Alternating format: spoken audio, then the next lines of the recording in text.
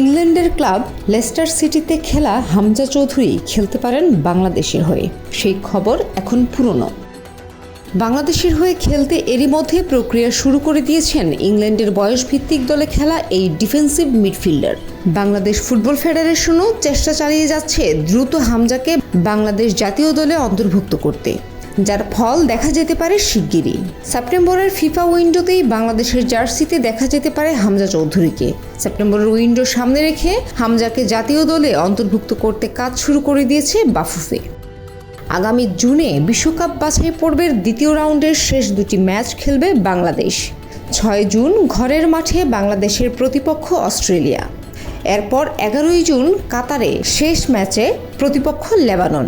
এই দুই ম্যাচে হামজাকে দলে পাওয়ার কোনো সম্ভাবনা নেই।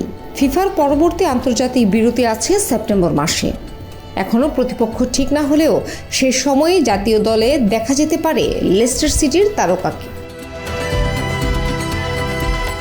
শুধু হামজা চৌধুরী নন, বাফুফের পরিকল্পনায় আছেন মোহামেডানের মালিয়ান ফরওয়ার্ড সুলেমান দিয়াবাতেও।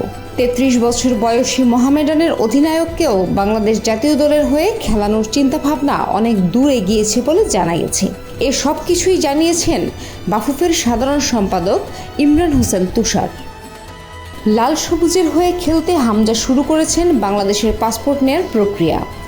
মঙ্গলবার লন্ডনে অবস্থিত বাংলাদেশ হাইকমিশনে হামজা গিয়েছিলেন তার মাকে নিয়ে।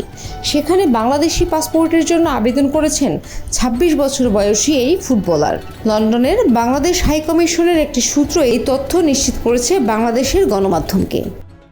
কাজ অনেক দূর এগিয়েছে। প্রয়োজনীয় 2-1টি কাগজ জমা দিলেই হামজা পেয়ে যাবেন কাঙ্ক্ষিত পাসপোর্ট।